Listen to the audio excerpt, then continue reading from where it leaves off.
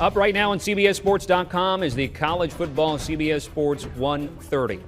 We've been doing a top 25 countdown on HQ. Today, coming in at number 14, the LSU Tigers. 2019 national champions took a big step back in 2020. And it wasn't because they lost a ton of guys in the NFL like Joe Burrow. Yes, that has to do with it. But here's Go Tigers head coach Ed Orgeron on the difficulties of trying to win consecutive titles. I never thought last year was coming. That's it. To be honest with you. But you know what? It's over. It's past. You know, it's 1 year at a time, one game at a time. Just like the 2019 season, you know, I talked to coaches that won a championship and said you got to be careful of talking about last season too much. Well, I don't have to worry about me talking about last season too much anyway. But we have to learn from the lessons. And you play in the SEC, man, you got to come with your hands up every night. That was Coach O at SEC Media Day. So the Tigers did have some injuries in 2020, most notably Miles Brennan played in just 3 games last season. He's hurt again this year, but Max Johnson, a big reason to be optimistic in 2021. He helped the Tigers salvage a non-losing season by leading the way to help to a 5-5 finish, including wins at Florida and then home against Ole Miss.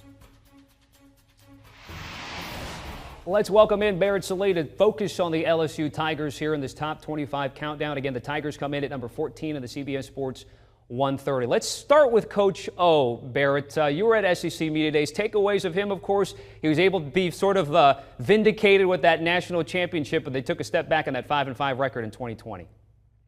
Yeah, to me, Coach O was very humble. And I saw LSU 7 times in person in 2019. And I think in 2020, he had a misguided view of how to handle that success. He was too loyal to people he knew, and that's why he hired Bo Pelini as his defensive coordinator. He assumed that Steve Ensminger would just magically, by osmosis, sort of replicate the offense that Joe Brady had in 2019, and that didn't happen. And he recognized that, and you heard in that clip that he didn't handle it the right way. And look, it's hard for coaches to figure out how to sustain success. Nick Saban, Dabo Swinney have done it. Ed Orgeron really had never been in that position where he had to figure it out. And he's right. He focused too much on 2019 during the 2020 season. And I think maybe he lost sight of the fact that he had so many new players on that roster that weren't necessarily key contributors the year before in the national championship season. So my takeaway from Coach O is that he gets it. He understands exactly what went wrong, and he took a lot of steps to try to fix that this year, including hiring Jake Peetz, the new offensive coordinator, who's going to replicate a lot of what Joe Brady did 2 years ago, and Durante Jones, a guy who's young and can connect to these players and runs a defense a lot like Dave Aranda did. We'll get to Jones in just a second, but Barrett, one thing that will not change is the way he has his quarterback play. About Johnson, he said, quote, I want to make sure I say it right here, I think you have to do the things you have to do to win, just like we did with Joe, so we can be running around, and if he gets hit, he gets hit. We were anticipating a true quarterback battle here with Johnson and Brennan, so Brennan continues to be hurt. It's not going to be that way. How did you envision this battle going out anyways? Did you have Brennan winning? Did you have Johnson out here? And how do you think the Tigers will respond? Yeah, I had Miles Brennan winning the battle, but I was also of the belief before all of this happened with Miles Brennan that LSU had the healthiest quarterback competition, maybe just in the country, certainly in the SEC, because they have 2 guys, Miles Brennan and Max Johnson, who have succeeded on this stage before. I mean, look, Max Johnson had a ton of pressure on him when he came in late last season. If you remember the Florida game, which they won, sort of gets branded as the shoe game, but LSU was down like 20 scholarship players in that game, and Max Johnson still found a way to get the job done. 6 touchdowns over the final 2 regular season games, and there was pressure on LSU last year. They didn't want to finish with a losing season, and Max Johnson got the job done. So I picked Miles Brennan. I'm fine with Max Johnson, but I think what you mentioned is really important, that Joe Burrow moved around a little bit in the pocket. Max Johnson can do that. He's more than a willing runner. And if you go back to 2019, we all focused on the successes that Joe Burrow had through the air. But I remember that season, there were 7 to 10 times per game where they counted on Joe Burrow to make something happen with his legs. I think Max Johnson can do that as well. So that's why I think in terms of fit, he fits to what Jake Peetz wants to do. Ed Orgeron told me at Media Days, a lot of 5-man protections, almost exclusively 5-man protections. It's exactly what they did in 2019, and that means Max Johnson will have to rely on his legs, not just as a runner, but as a runner who actually gets counted on to make plays in critical situations with his legs. It's the quarterback battle at fall camp that we do not get due to injury, but again, some quality there on the roster. Let's go now and reference the defense. They gave up almost 35 points per game, 98th in the country. That's about 2 touchdowns more than they did in 2019, Barrett. So again, Durante James Jones comes in. Where were they extremely poor last season, and where can he help here?